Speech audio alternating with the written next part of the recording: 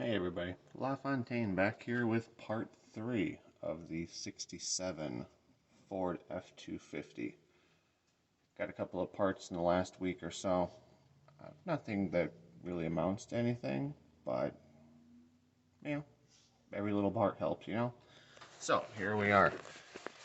We are back in the engine. I did land the windshield washer pump. So now, I believe, I haven't worked with anything this old before.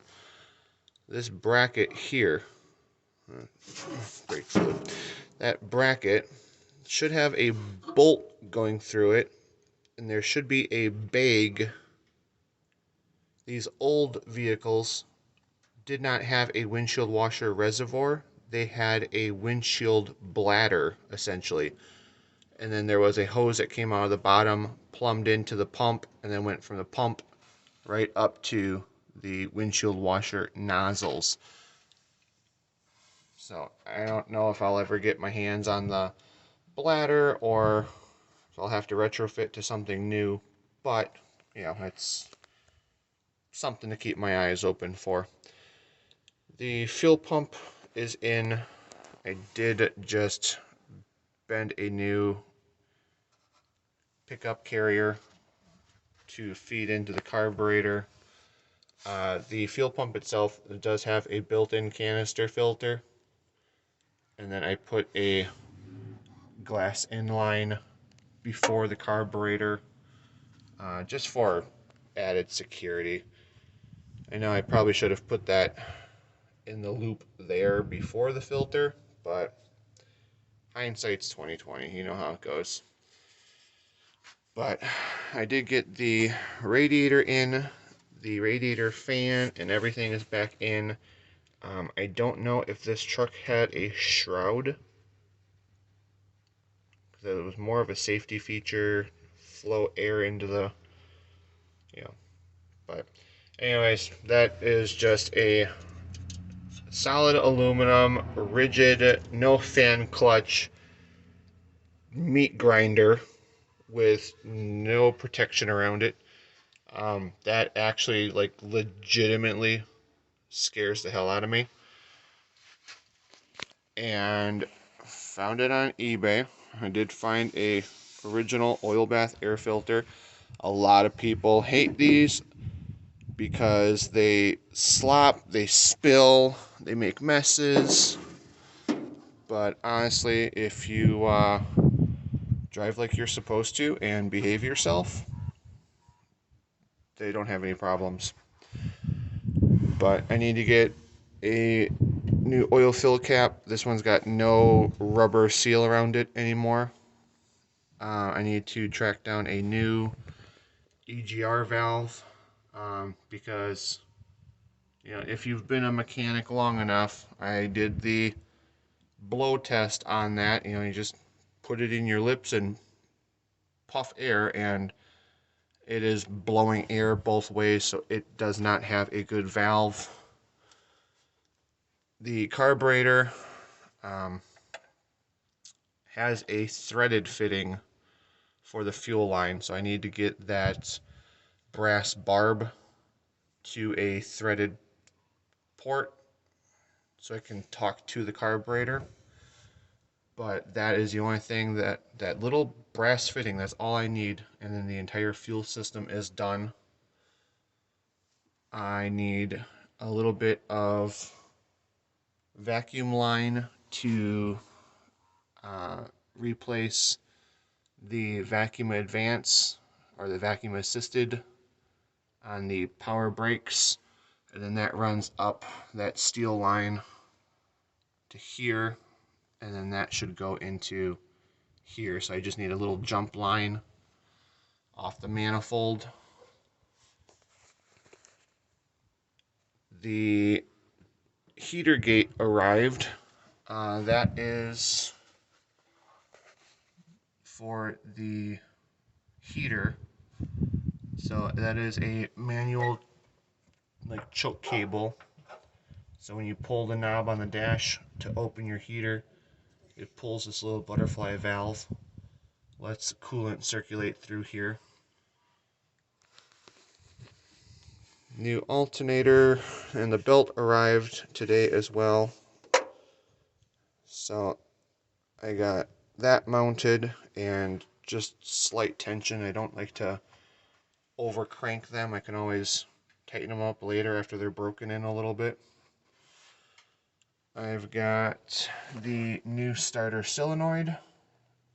The old one, the positive side terminal actually had like a half-inch movement. So once I took the nuts off, it just essentially fell into the main body. So I want to say that was like my major problem. But I know that that solenoid itself is grounded by the mounting bolts. So I did just take a little Dremel and sand down the wall of the fender just to give that a good contact point. The battery has been on the charger overnight, so that's done, 14.5. So it is charged and just waiting.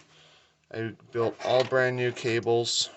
There's my jump line to the solenoid, incoming from the alternator, and accessory power.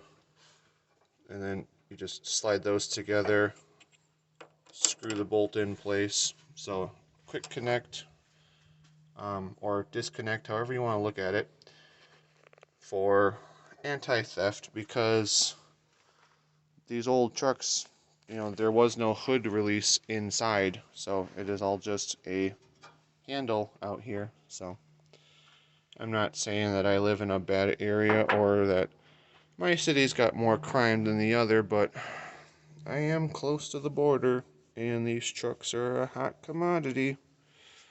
But other than that, moving on, political topics, oh God. I do need to eventually look for some new hood springs themselves, because the hood does hold itself up. It is open, unassisted. I got no bars out here, but it that's where it's supposed to sit. So it drops about 5 inches, and you hit your head on that that's a life lesson right there. But I did get the new bulbs for the front blinkers. I did get the new dimmer switch for the headlights. Those are both very yellow, very dim. I want to say those are old halogens from way back. God knows if they're original or not. I would assume not, but they are not bright at all. I got the lights on at like midnight, and just go across the driveway from the truck, like that far edge of the driveway. That's maybe 55 feet to the tree line, and you could just see outlines of the big, you know, there's something out there, but it didn't just go like, wow, oh no, bushes. So now I figured, for as big as this truck is, for as heavy as this truck is, I would really love to be high visibility. So I did get the gas cap today, so that is all buttoned up. Fuel system is done. The door locks arrived, so I've been waiting on those because I also have to do the mounting bolts into the door. Of course, I'm like standing in the light. The bolts are actually ripping out of the door, and on the passenger side, they have. So the passenger mirror is actually only holding by the top bolts. So I didn't want to take the door skins all off the interior to do those nuts and bolts while I'm still missing a part. no point in coming back and doing the same job twice. So those arrived. So later this week I will be doing mirrors and locks. The brake light bulb and reverse lens are the brake light and the reverse light. I haven't slept yet. Have both arrived, so I have all 4 new bulbs within the rear end of the truck. I also got there's a foam gasket for these lenses. I replaced that as well. And I found new lenses. I'm thinking about getting those next payday because they got a huge crack through them, big arc up top, heat fade, big split right across the middle. It's almost snapped in half. Big arc there, and another heat lamp down there. Those 2 spots I see a lot in old vehicles in Arizona. That is where the sun is reflecting off of something like a mirrored finish, and it's actually burning the plastic. That's not actual like age damage. That is from being parked in front of a glass building or aluminum trim on the next guy's bumper. So I did find the new lenses. They are like, I think they wanted $55 for the set on eBay. So that's not the end of the world. I am currently working on my favorite subject, brakes. So I took the drum off just to inspect everything. Surprisingly, those lock screws came off like butter. But I've got good shoes, good springs. The wheel cylinders are not all leaking and full of God knows what. There's no oil or residual drips. So I want to say the brakes are usable. I mean, the truck's been sitting since '93, so they do have severe age on their side. I mean, I wouldn't run them forever, but if I can get the truck running, I'll just drive it immediately to the garage and, have them change everything. Because I fucking despise brake jobs. But the hubs aren't leaking. The rear end itself took almost 7 quarts of gear oil before it filled up. And then when I get I don't know. I've only got one jack stand. Someone stole the other one. But I can only do one wheel at a time. So I am going to have this drum turned, or at least inspected to see if there's any meat left on the bone before I order out new parts. The tire is good on that rim. It does go flat. I do have a little leak along the bead, so I'm going to have them remount that.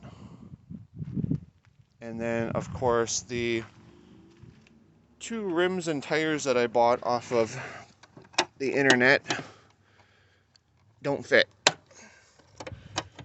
So they are 16s. They are 8 lug. It's the center hole that's my problem. The back axle, that's a 5-inch or a 5-inch center hole. The rims I bought are 4.5.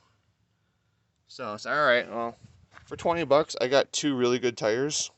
I'm gonna knock the rims out. Just set those down by the street corner. Someone will pick them up. Someone will use them. They're worth something to someone. Everything is. But I'm gonna get the tires, brakes. I do need to do a complete lube job on this truck. I get all those grease fittings and Zerks fittings functional, replace them if they don't. And once I get all the tires back on it and it is all down to a common size and rolling, I have not tried to start it yet. I do need to get muffler, uh, those triangular pipe gaskets. So that's the next thing on my list. But once it gets back on its feet and rolling, and I get all the missing lug nuts replaced, then I figured I would start working on the cosmetics, drop this front bumper, the bumperettes, and take that off, and then put this big winch bumper on. So I have no idea who built this or where it came from, but I mean it's solid, and it probably weighs like 300 pounds.